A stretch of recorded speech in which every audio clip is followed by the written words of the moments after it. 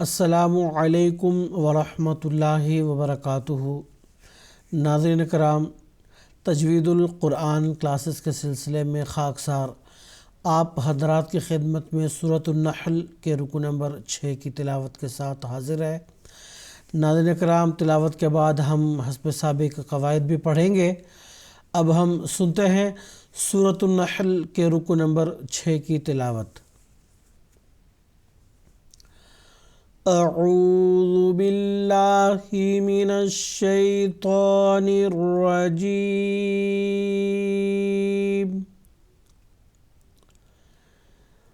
بسم اللہ الرحمن الرحیم۔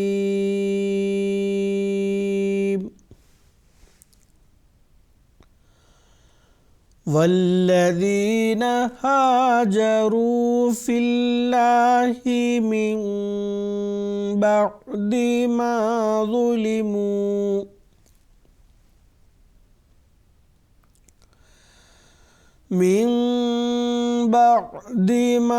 ظلموا لنبوئنہم فی الدنیا حسنہ وَلَأَجْرُ الْآخِرَةِ أَكْبَرُ لَوْ كَانُوا يَعْلَمُونَ۔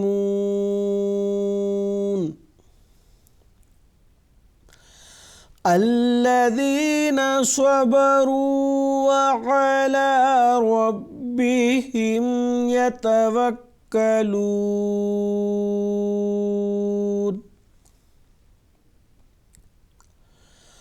وَمَا أَرْسَلْنَا مِن قَبْلِكَ إِلَّا رِجَالًا نُوحِي إِلَيْهِمْ فَاسْأَلُوا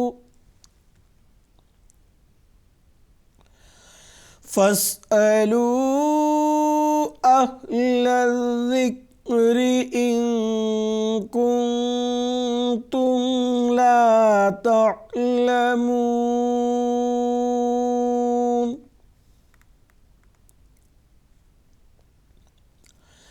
بِالْبَيِّنَاتِ وَالزُّبُرِ وَأَنزَلْنَا إِلَيْكَ الذِّكْرَ لِتُبَيِّنَ لِلنَّاسِ مَا نُزِّلَ إِلَيْهِمْ وَلَعَلَّهُمْ يَتَفَكَّرُونَ۔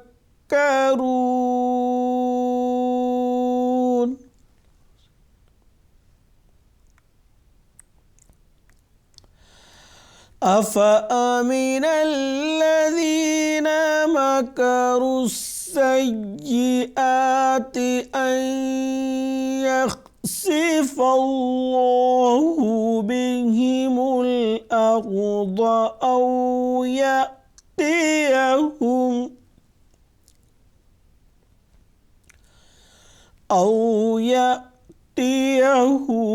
الْعَذَابُ مِنْ حَيْثُ لَا يَشْعُرُونَ،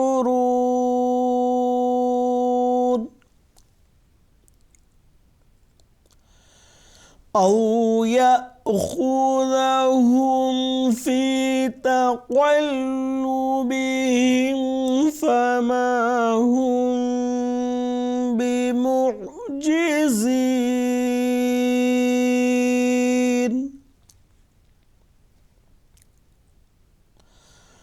أَوْ يَأْخُذَهُمْ عَلَى تَخَوُّفٍ فَإِنَّ رَبَّكُمْ لَرَءُوفٌ رَحِيمٌ۔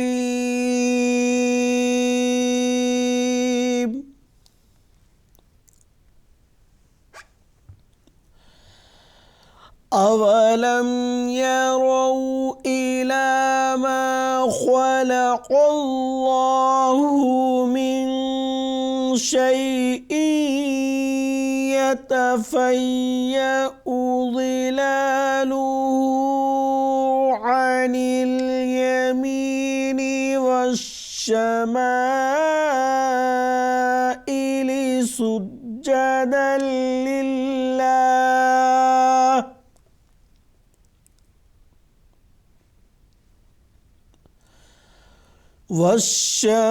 والشمائل سجدا لله وهم داخرون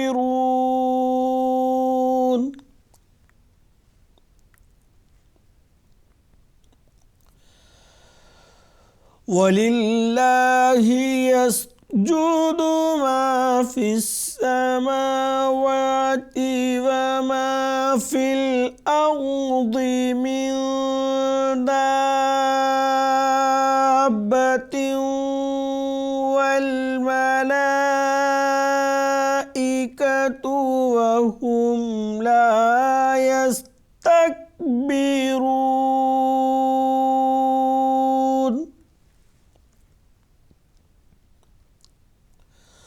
يخافون ربهم من فوقهم ويفعلون ما يؤمرون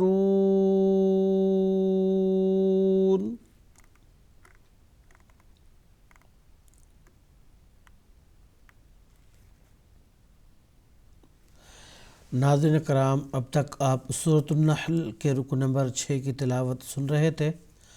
اب ہم قواعد پڑھیں گے۔ والذین ہاجروا، والذین میں ذال کو بالکل نرم اور باریک آواز سے پڑھیں گے۔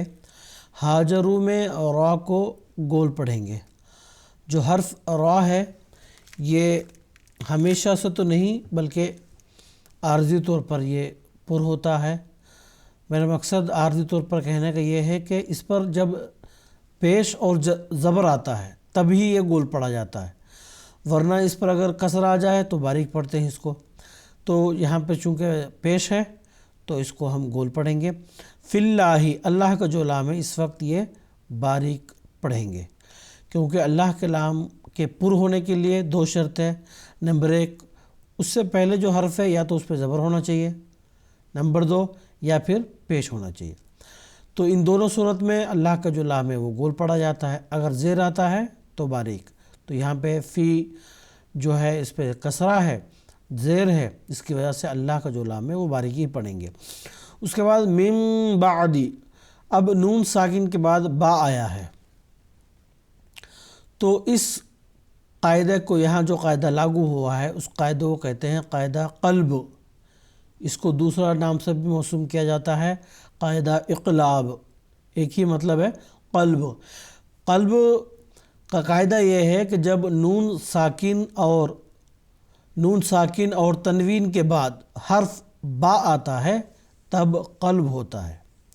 قلب کا مطلب یہ ہے جب نون ساکن کے بعد با آتا ہے تو جو نون کی آواز ہے میم میں تبدیل ہو جاتی ہے۔ مثال کے طور پر من بعدی، جو نون ساکن کی آواز ہے اس کی اصل آواز نہیں ہوگی بلکہ وہ میم میں تبدیل ہو جاتی ہے۔ اس لیے دیکھیں اب اس لائن میں نون ساکن کے اوپر چھوٹا سا حرف میم لکھا ہوا ہے، یہ دیکھ سکتے ہیں آپ۔ تو اس قاعدہ کو کہتے ہیں قاعدہ قلب۔ صرف ایک ہی صورت میں قاعدہ قلب ہوتا ہے، وہ کب؟ نون ساکن اور تنوین کے بعد حرف با آتا ہے تب ہی۔ تو یہاں ہوتا کیا ہے، نون ساکن اور تنوین کی آواز میم میں تبدیل ہو جاتی ہے اور ایک الف کے برابر غنہ کی آواز بھی ہوتی ہے۔ اس کے بعد ما ظلموا، وا حروف پر میں سے ایک حرف ہے تو اس کو گول پڑھیں گے۔ لنبوئنہم، نون مشدد ایک الف کے برابر اس کو غنہ کی آواز کے ساتھ پڑھیں گے۔ فی الدنیا حسنہ، آخر پر علامت وقف تو آنے کی وجہ سے یہاں ہم نے وقف کر دیا۔ وقف کرتے ہوئے قاعدہ وقف کے مطابق اگر آخری حرف گولتا، یہاں آپ دیکھیں یہ گولتا ہے، میں گولتا کہنے کا مطلب یہ ہے آگے آپ دیکھیں گے ایک اور تا ہے جو اس سے برعکس لکھا جاتا ہے. مثال کے طور پر یہ دیکھیں، یہ آخری لائن میں یہ ہے تا، یہ سیدھا لکھا جاتا ہے.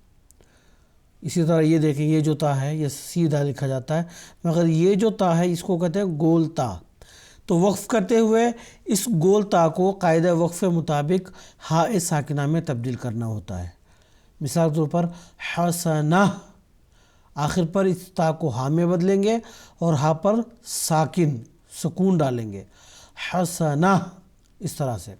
آگے وَلَأَجْرُ الْآخِرَةِ، جیم ہے حروف قلقلہ میں سے ایک حرف، تو اس کو قلقلہ کی صفت کے ساتھ پڑھیں گے، اور را پر پیش آنے سے پر ہوتا ہے تو را کو گول پڑھیں گے.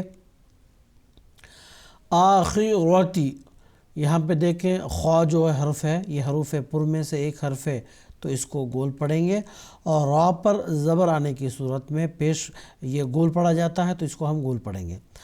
علامت وقف میم آنے کی وجہ سے یہاں ہم نے وقف کر دیا. وقف کرتے ہوئے آخری جو متحرک حرف را ہے اس کو ہم نے ساکن کر دیا. اب ایک بات یہاں، جب را ہے یہ ساکن ہو گیا تو اس را کو گول بھی پڑھنا ہے. وہ کیونکہ قاعدہ میں یہ لکھا ہوا ہے را ساکن سے پہلے حرف پر، یہاں دیکھیں اس سے پہلے حرف با ہے، زبر آتا ہے یا پیش آتا ہے، دونوں صورتوں میں را ساکن جو ہے وہ گول پڑا جائے گا. اب را ساکن سے پہلے حرف با ہو گیا تو با پر زبر ہے تو را ساکن کو گول پڑھیں گے. مثال طور پر میں آپ کو پڑھ کے سنا دیتا ہوں، اکبر، اس طریقے سے. اب یہ جو میم ہے اس کو کہتے ہیں وقف لازم. یہاں دیکھیں حاشیہ میں لکھا ہوا ہے وقف لازم.